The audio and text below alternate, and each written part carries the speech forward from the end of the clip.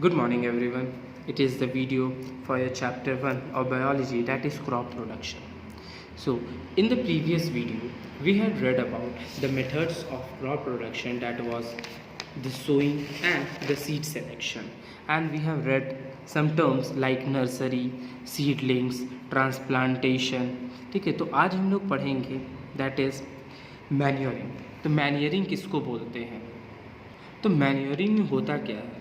तो कोई भी प्लांट जब ग्रो करता है तो उसको क्या चाहिए? न्यूट्रिएंट चाहिए ग्रोथ के लिए. अब वो न्यूट्रिएंट कहाँ से मिलता है? सॉइल से मिलता है. ठीक है, और प्लांट जब न्यूट्रिएंट मिल जाएगा सॉइल से तो वो ग्रो कर जाएगा, और प्रॉपर ग्रोथ होने के बाद फिर उसको हार्वेस्ट कर दिया जाता है.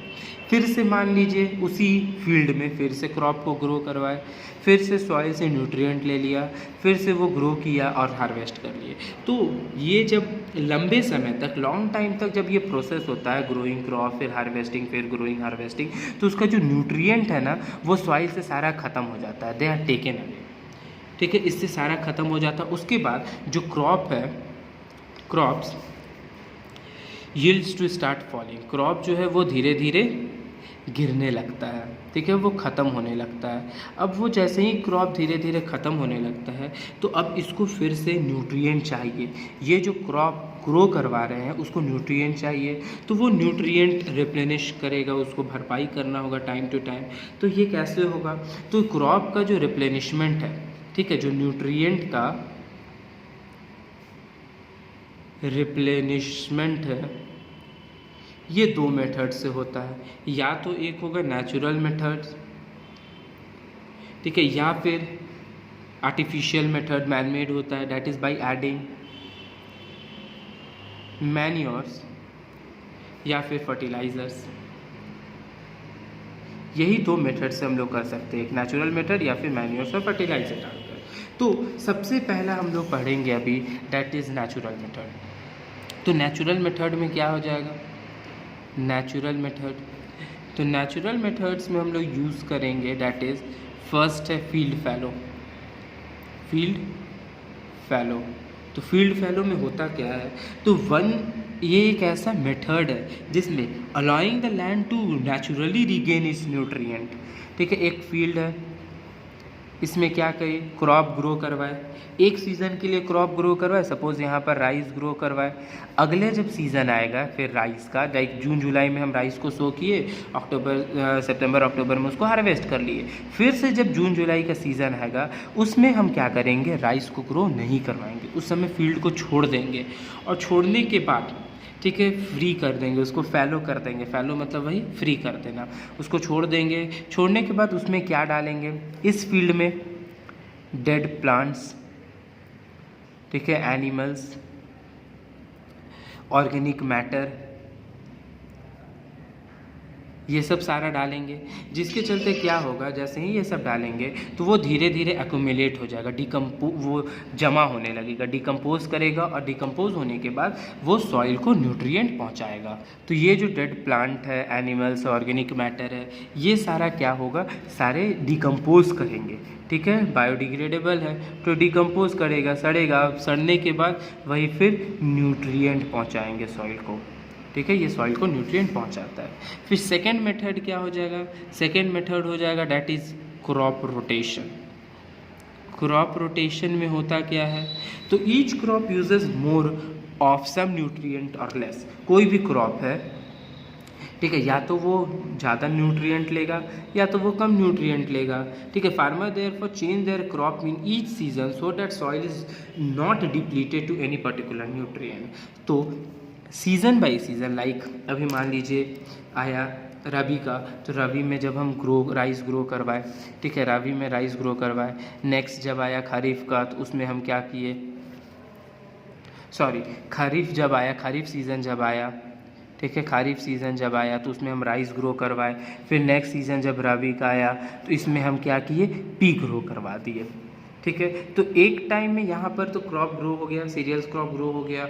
उसके बाद जब नेक्स्ट सीज़न आया, ये जो रबी क्रॉप का जब सीज़न आया तो इसमें हम क्या करेंगे? कोई लेग्यूमिनस प्लांट लगा देंगे. ठीक है, लेग्यूमिनस प्लांट लगा देंगे. अब हमको पता है लेग्यूमिनस प्लांट के रूट नोड्यूल्स में क्या प्रेजेंट होता है? राइजोबियम प्रेजेंट होता है, एक बैक्टीरिया जो एटमॉस्फेरिक नाइट्रोजन को, ठीक है, एटमॉस्फेरिक नाइट्रोजन को क्या में कन्वर्ट करता है, नाइट्रोजिनस कंपाउंड में कन्वर्ट करता है, ठीक है, नाइट्रोजिनस कंपाउंड में कन्वर्ट कर दिया। अब जिसके कारण होगा क्या, खरीफ में राइस ग्रो किए तो राइस क्या किया, जो भी सॉइल में न्यूट्रिएंट था सारा ये गेन कर लिया। अब सारा ये जब यूज़ कर लिया, यूटिलाइज़ कर लिया, तो उसके बाद आया रबी सीज़न। तो रबी सीज़न में हम लेगुमिनस प्लांट लगा लिए। तो लेगुमिनस प्लांट क्या किया, जो भी न्यूट्रिएंट का कमी था वो सारा सॉइल को ये पहुंचा दिया। फिर नेक्स्ट सीज़न में फिर से राइस ग्रो करवाए, फिर नेक्स्ट सीज़न में रबी सीज़न जब आया उसमें पी ग्रो करवाए। तो ये जो पर्टिकुलर मेथड है ये रोटेट कर रहा है, जिस चलते इसको हम लोग नाम क्या दिए, क्रॉप रोटेशन। अब राइजोबियम, लेगुमिनस प्लांट में राइजोबियम होता है बैक्टीरिया जो क्या करता है, नाइट्रोजन पहुंचाता है, ठीक है, जो एटमॉस्फेरिक नाइट्रोजन उसको नाइट्रोजीनियस कंपाउंड में कन्वर्ट करता है। लेगुमिनस प्लांट कोई भी हो सकता है, पी हो गया, ग्राउंडनट हो गया, ठीक है, ये सारा हम लोग यूज़ कर सकते हैं एज अ लेगुमिनस प्लांट। उसके बाद फिर थर्ड जो टॉपिक है, थर्ड में हम लोग क्या यूज़ करेंगे, दैट इज़ थर्ड में हम लोग यूज़ करेंगे, जो थर्ड होगा that is mixed cropping. Mixed cropping, अब मिक्स्ड क्रॉपिंग में हम लोग क्या यूज़ करेंगे, तो मिक्स्ड क्रॉपिंग में यूज़ करेंगे समटाइम्स 2 और more are crops are grown together in the same field. एक फील्ड लिए, यहाँ पर एक क्रॉप ग्रो करवाने लगे, एक इधर क्रॉप ग्रो करवाने लगे, तो ये कोई सीरियल्स क्रॉप हो गया, ठीक है, यहाँ पर कोई लेगुमिनस क्रॉप ग्रो करवाए। तो अब जिसके कारण हुआ क्या, समटाइम्स जब 2 या 2 से ज़्यादा क्रॉप एक ही फील्ड में जब ग्रो हम लोग करवाने लगेंगे ना, तो क्या होगा, the crops are chosen in such a way that nutrient needs to of the one crop are fulfilled by other.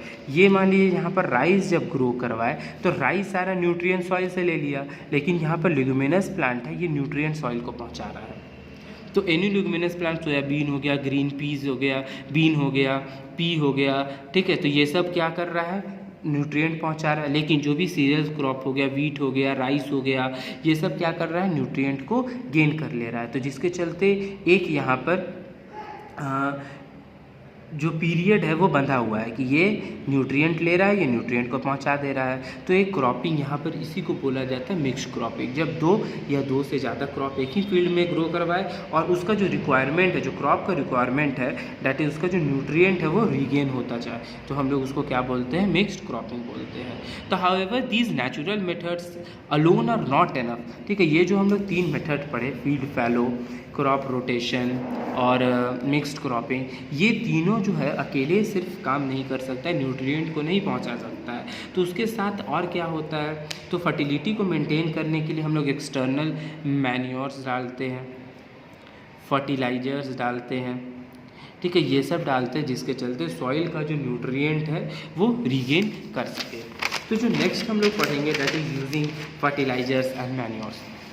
तो हम लोग कैसे फर्टिलाइजर्स और मैन्योर को यूज़ करेंगे, तो पहला हम लोग यूज़ करेंगे मैन्योर्स। तो मैन्योर्स होता क्या है, तो they are the organic substance, ठीक है, ये एक ऑर्गेनिक सब्सटेंस है, ऑब्टेन्ड कहाँ से, तो डेड प्लांट्स एंड एनिमल से, ठीक है, जो भी प्लांट्स और एनिमल का वेस्ट होता है उससे ये ऑब्टेन्ड होता है। तो green manure is made from crops grown specially to be ploughed into the soil with still while still green. तो अब यहाँ पर 2 चीज़ होता है, एक होता है ऑर्गेनिक सब्सटेंस से डेड प्लांट्स एंड एनिमल से प्रोड्यूस हो रहा है, एक होता है ग्रीन मैन्योर। ग्रीन मैन्योर ये क्या से बनता है, ये क्रॉप से बनता है, ठीक है। Green manure is made from crops grown specially to be ploughed into the soil while still green like leguminous.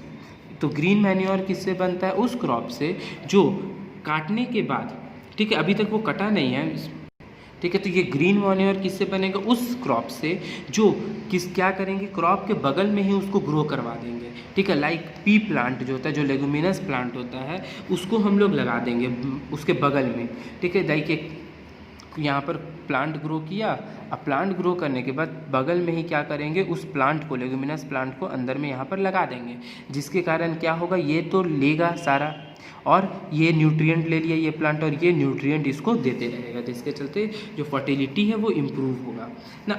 Animal manure consist of animal waste. जो एनिमल मैन्योर होता है, लाइक जो फीसेस होता है, एनिमल फीसेस हो गया, cow dung हो गया, उससे क्या होता है, क्या बनाते हैं हम लोग, कंपोस्ट बनाते हैं, the compost is obtained by dead plants and animal waste. ठीक है, जो ऑर्गेनिक सब्सटेंस है जिसमें डेड प्लांट्स हो गया,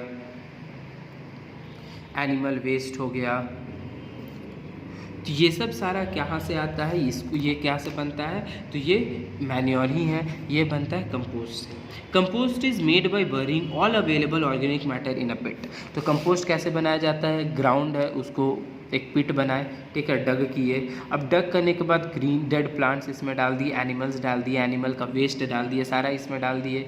अब कुछ दिन के लिए इसको छोड़ देंगे। इसमें क्या होगा, ये रॉट करना स्टार्ट होगा, सड़ना स्टार्ट होगा, बैक्टीरिया लगेगा, फंजाई लगेगा, ठीक है, in the layer of soil speed up decomposition.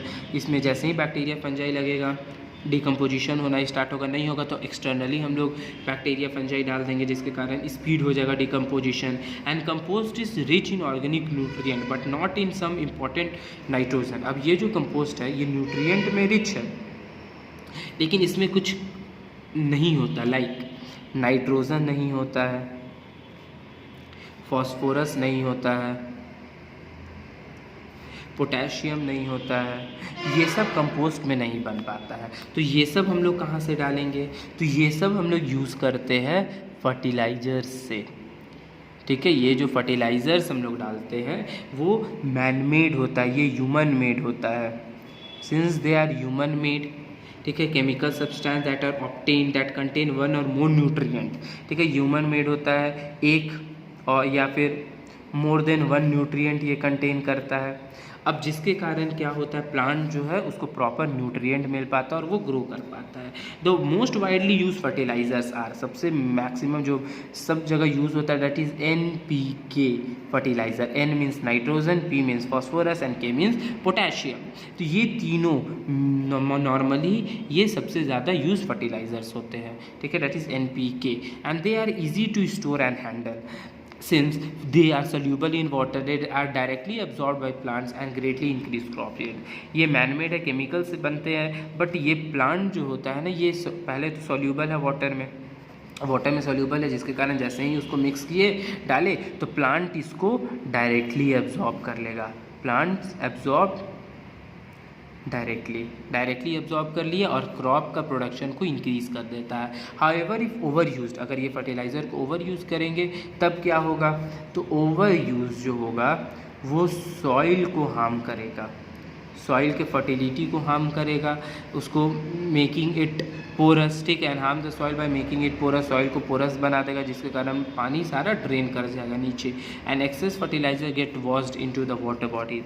And finally यहाँ तो सॉइल पोल्यूशन हो रहा है, बारिश जब हुआ तो जितना भी फर्टिलाइजर्स है ये वॉश होकर वाटर बॉडीज़ में जाएगा, ठीक है, जिसके कारण वाटर पोल्यूशन होगा, जो एक्वेटिक प्लांट है, एनिमल है, उनको हार्म करेगा। इसी चलते फर्टिलाइज़र्स को हम लोग को केयरफुली यूज़ करना चाहिए। मैन्योर्स हम लोग यूज़ कर सकते हैं बट सिंस इसमें नाइट्रोजन, फॉस्फोरस, पोटेशियम नहीं प्रेजेंट होता लार्ज अमाउंट में, इस चलते हम लोग फर्टिलाइज़र्स यूज़ करते हैं। तो fertilizers are prepared in factories but manures can be prepared in field. ये डिफरेंस देखिए, मैन्योर्स हम लोग फील्ड में घर में भी प्रोड्यूस कर सकते हैं, प्रिपेयर कर सकते हैं, लेकिन फर्टिलाइज़र्स हम लोग नहीं प्रिपेयर कर सकते हैं। Farmer normally use a combination of manure. तो फार्मर नॉर्मली क्या करता है, मैन्योर्स और फर्टिलाइजर्स दोनों का यूज़ एक साथ करता है मिक्स करके। क्यों? क्योंकि साथ जो भी इसमें न्यूट्रिएंट है वो कमी है वो इससे मिल जाए और जो इसमें न्यूट्रिएंट का कमी है वो मैन्योर से मिल जाए। ठीक है, तो ये था, that was particular our topic that is manuring. ठीक है, तो नेचुरल मेथड भी पढ़े और ह्यूमन मेड मेथड भी पढ़े। So that's all for today, thank you.